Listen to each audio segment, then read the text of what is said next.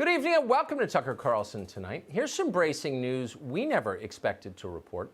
Black Lives Matter is now more popular than the President of the United States, and not slightly more popular than the President, much more popular. A survey this week by Rasmussen, a right-leaning pollster, found that 62% of likely voters now have a favorable opinion of Black Lives Matter. At the same time, Rasmussen found that Donald Trump's approval rating was 43%. That's almost 20 points lower. And by the way, Trump was not alone. Black Lives Matter is far more popular than Joe Biden is, too. It's more popular than America's religious institutions, all of them. It's more popular than the media, the Congress, and big business. Black Matters is more popular by double digits than both the Democratic and the Republican parties. It's almost as popular as the U.S. military. It's much more popular than the Pope. The numbers are astounding, but the polls are not the only measure of it. Here's a Black Lives Matter rally from over the weekend in New York. Look at that picture. That is an ocean of people. Ask yourself the last time you saw a candidate for office who was able to draw a crowd like that. The media, in their relentlessly fawning coverage, usually describe Black Lives Matter as an activist group or a protest movement. But that's deception by understatement. Black Lives Matter is not a collection of marchers with signs. It's not a conventional political lobby like Planned Parenthood or the NRA. It's not pressuring Congress to pass some narrow new set of laws. Black Lives Matter is far more ambitious than that. It is working to remake the country and then to control it. It's a political party. As of tonight, Black Lives Matter may be the single most powerful political party in the United States. Nobody says that out loud, but politicians understand it perfectly well. If nothing else, they understand power. They can smell it at great distances. And that's why they're lining up to bow before Black Lives Matter. You can't really reform a department that is rotten to the root. We've heard our people cry out, "I can't breathe." We've heard our people speak out, "Black Lives Matter." This is a systemic problem that requires a comprehensive solution. And what I would say is that there's a legitimacy to this anger. There's a legitimacy to this outrage. None of what you just saw is a stretch for Democrats. They believe their long-term goals align with those of Black Lives Matter. And in fact, at times, the group functions as an arm of the Democratic Party. More telling, though, and more ominous is the response from many Republicans. They've been happy to go along as well, or in Mitt Romney's case, even mouth the same slogans. A way to end violence and brutality and to make sure that people understand that Black Lives Matter. That was the former Republican nominee for president. Let that sink in. If there was ever an indicator of how powerful Black Lives Matter has become, you just saw it. Republican leaders brag about their strong conservative convictions, but mostly they just want to be on the winning team, whatever that is. That's why they pause before offending China. It's why when Black Lives Matter tells them to take a knee, they do. It's all pretty strange when you think about it. If the leaders of Black Lives Matter are political actors, and they are, then by definition, you're allowed to have any opinion you want to have about them. Black Lives Matter wants to run the country, therefore you can freely criticize Black Lives Matter. Those are the rules of our system, but not anymore. Imagine a world where you are punished for questioning the behavior of the president or for insulting your local mayor. You probably can't imagine that. It's too bizarre. It's un-American. But that's where we are right now. Black Lives Matter has changed the rules. And here's their first new rule: no criticizing Black Lives Matter. You can be fired from your job if you disobey. Many Americans have been. On Friday, for example, the principal of a public school in Windsor, Vermont, was dismissed from her job for posting the following words on her personal Facebook page, quote, "While I understand the urgency to feel compelled to advocate for Black lives, what about our fellow law enforcement? Just because I don't walk around with a BLM sign should not mean I'm a racist," end quote. Unfortunately, the principal's boss disagreed. The superintendent of Windsor Schools described the quote you just heard as, quote, "outright racist." Windsor, Vermont, by the way, is more than 97% white. Also on Friday, an economist called Harold Uhlig lost his job at the Federal Reserve Bank of Chicago for daring to offer even milder criticism than that. On Twitter, Uhlig noted that Black Lives Matter had, quote, just torpedoed itself with its full-fledged support of hashtag defund the police. Now is the time, Uhlig noted, quote, for sensible adults to enter back into the room and have serious, earnest, respectful conversations about it all. That was a racist statement, the Federal Reserve concluded, so they fired Harold Uhlig. We could give you many other examples of the same thing happening. There are a lot of them. Black Lives Matter now enjoys almost complete immunity from criticism. This is unprecedented for an American political movement. But Black Lives Matter is even more powerful than that. It has single-handedly revised our moral framework. Yes, Black lives do matter. That is a statement of fact, and no decent person doubts that it is true, because it is. And it's true precisely because every life matters. We are all human beings, every one of us. We have souls. Skin color is irrelevant to moral value. Until recently, this was considered obvious. Saying it was regarded as a virtue.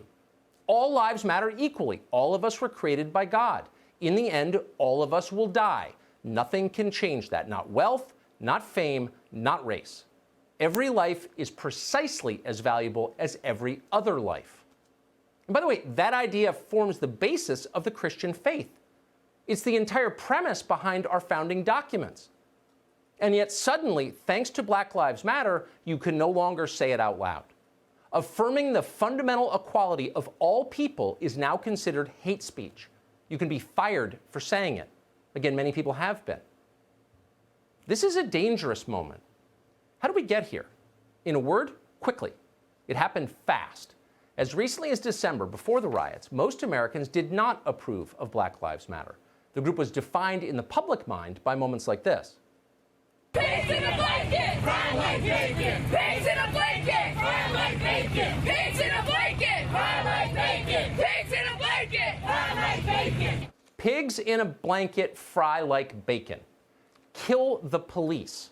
They yelled that at a rally. The usual liars immediately swooped in to pretend that it never happened. The president of the Southern Poverty Law Center wrote an entire op-ed ordering the public not to consider Black Lives Matter a hate group. But people could see the truth for themselves. The video was online. A lot of facts about Black Lives Matter still reside on the internet. They have not yet been scrubbed. The group's signature demand is to eliminate law enforcement. When you first heard protesters scream, "Defund the police," it may have shocked you. That's just crazy, you may have thought. A few weeks later, support for eliminating law enforcement is rising quickly in the polls. Minneapolis is already doing it. Other cities will follow. Are you surprised? Almost no one in public life has pushed back meaningfully against the idea of defunding the police. The Black Lives Matter position is the only position most people hear. After a while, they believe it. Unchallenged claims must be true. That's what most people assume, and why wouldn't they assume that? If you strongly disagree with something, say so. Otherwise, it's much more likely to happen. So with that in mind, consider some of the other positions Black Lives Matter has endorsed. The repeal of all immigration restrictions, for starters, they're for that. The legalization of sex work, prostitution, they're for that too. The destruction of the nuclear family, your family. The forced reallocation of farmland. Race-based reparations, specifically, quote, in the form of a guaranteed minimum livable income for all black people. Hear that? All black people, not just the descendants of American slaves. This would include the millions of African and Caribbean immigrants who on average now earn more than native-born Americans. Every one of these new Americans would receive a guaranteed annual income from American taxpayers in order to atone for the sin of what, actually? Allowing them to immigrate here? Black Lives Matter does not explain that part. No one asked them. You could be fired for asking. What you cannot be punished for, however, is looting and burning, at least not if you're Black Lives Matter. Huge parts of our urban landscape have been destroyed in the past month. Almost no one has been held to account for it. Just the opposite. You're encouraged to pretend it never happened. In St. Louis, every rioter arrested has been released without charges. In New York, hundreds were released without bail. Same in Washington, D.C. It's happening almost everywhere, and not just in places controlled by elected Democrats, which tells you a lot. Fort Worth, Texas, for example, is one of the few major American cities that is led by a Republican, Mayor Betsy Price. On May 31st, a crowd of Black Lives Matter demonstrators blocked a bridge in downtown Fort Worth. When police arrived to disperse them, they threw rocks and bottles of bleach. 3 police officers were injured. The mob then went on to loot and vandalize businesses. Dozens of rioters were arrested for this. 10 days later, the city's police chief, Ed Krause, announced that he was dropping all charges against them. Krause issued a statement suggesting that the real criminals in the riot were not the rioters, but his own police officers, whom he suggested would be reined in and perhaps punished. Quote, "This is just one step on a long journey," Krause wrote. sounding more like a therapist than a cop. The chief promised that his department was, quote, committed to walking the path of reform with our community. Krause never bothered to explain exactly what his cops had done wrong. They were cops. That was enough. That same day, the Fort Worth School Board issued a statement declaring that, quote, police practices are deeply rooted in white supremacy. Once again, no one specified which police practices reflected white supremacy or what that accusation even meant. It was a blanket condemnation, but it was left to hang in the air. As usual, no one in authority pushed back against it in a Republican-led city. It'll be interesting to know what happens to the murder rate in Fort Worth over the next year. We can guess. We're seeing it all over the country. We've seen it many times through the years. When the people in charge undermine the law, violence surges. But there is a solution to this vortex, and it's called leadership. 65 years ago, politicians throughout the American South refused to submit to the Supreme Court's Brown versus Board decision. Authorities in many states simply ignored the law like it didn't exist. Armed extremist groups filled the vacuum. They used violence to make their own laws. Ultimately, the federal government stepped in and restored order. In 1957, President Dwight Eisenhower federalized the National Guard of Arkansas. He sent troops to Little Rock to force Governor Orville Faubus to obey the law. So the question is, where is our Justice Department today, right now? Is there a reason the DOJ hasn't filed federal conspiracy charges against the people who organized and led these riots? It's not as if we don't know who they are. Their crimes are on YouTube. You know the reason. Black Lives Matter was involved. It is politically sensitive. No prosecutor wants to be called a racist, as if it's racist to punish people for crimes they committed. You wonder what the victims of those crimes think. The old people who were beaten to the ground for trying to defend their property. The shop owners whose life savings were stolen or burned. The families of the people who were murdered during the riots, and there were quite a few of them. No one is defending these people. No one is punishing their attackers. Nobody cares. Imagine how they feel about that. What recourse do they have? Do they have to torch a Wendy's or loot a Walmart to get our attention? Let's hope not.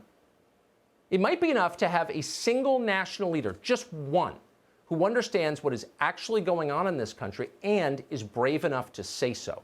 That might make all the difference, and it would certainly make the political career of the person who does it. In the fall of 1968, a teaching assistant at San Francisco State University called George Murray gave a speech endorsing racial violence. Murray urged black students to bring guns to campus and, quote, kill all the slave masters. Murray, by the way, was the, quote, minister of education in the local Black Panther Party, which was the Antifa of its time. When administrators learned about Murray's speech, they equivocated, but ultimately they suspended him under pressure. In response to this, a group called the Third World Liberation Front shut down the campus. Sound familiar?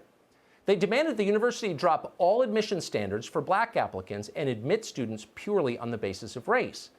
Administrators were paralyzed in the face of this. More than anything, they didn't want to be called racist. The university's president was so terrorized by it that he quit and left. Ultimately, the leadership of San Francisco State fell to an unlikely president, a Japanese-Canadian academic called S.I. Hayakawa. Hayakawa was short, eccentric, wore thick glasses, but he was completely fearless.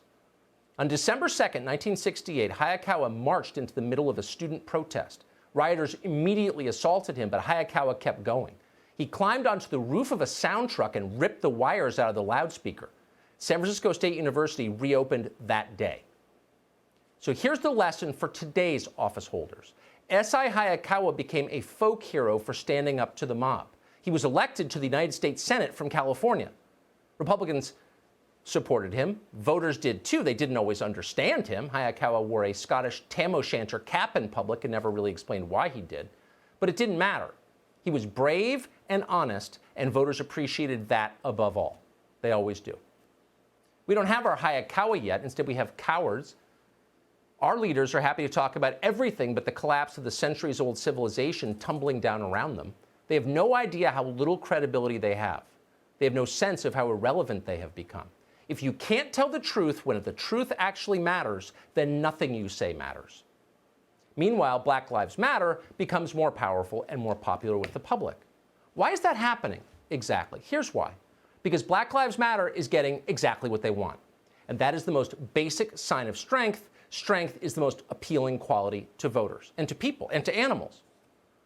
3 weeks ago, Black Lives Matter demanded that cities defund their police. Today, the mighty NYPD, the biggest police department in our nation, the most sophisticated police department in the world, bowed and announced it is abolishing its entire plainclothes division, 600 people, gone for good, because Black Lives Matter wanted it done. And now it is done. That's not bluffing. It's not posturing. It's not tweeting. That is real power. You'll notice it did not require the usual maneuvering for Black Lives Matter to get that power. They didn't need a team of lawyers to get it. Black Lives Matter doesn't make legal arguments. They're not trying to convince you of anything. Black Lives Matter believes in force. They flood the streets with angry young people who break things, and they hurt anyone who gets in the way. When they want something, they take it. Make them mad, and they will set your business on fire. Annoy them, and they will occupy your downtown and declare a brand new country. You're not going to do anything about it. They know that for certain. This is the most destructive kind of politics. We've seen a lot of it in recent years. Organized groups did it to Brett Kavanaugh. The main point of slandering Kavanaugh was never to block his confirmation. We misread that. They knew they probably couldn't achieve it. The real point was to send Kavanaugh and John Roberts and the other Republican justices a very clear message. Step out of line and we will hurt your families. And judging from recent court decisions, it worked. At times, it's very clear that supposedly conservative justices are afraid to defy the mob. So what message do the rest of us take from what's happened over the past 3 weeks? It's very simple. The message is force is more effective than voting. Elections change nothing. Rioting, by contrast, makes you rich and powerful. When you riot, prosecutors will ignore the law on your behalf. Corporations will send you millions. Politicians will kneel down before you. It works. Violence works. That's the message. Everyone hears that message. Until violence stops working, violence will continue. How powerful is Black Lives Matter? Well, for the left, keeping their protests going is more important than fighting a deadly pandemic. In the city of New York, officials are not even allowed to ask if the people they are surveying attended the protests, which may be spreading the virus. An amazing story. Next.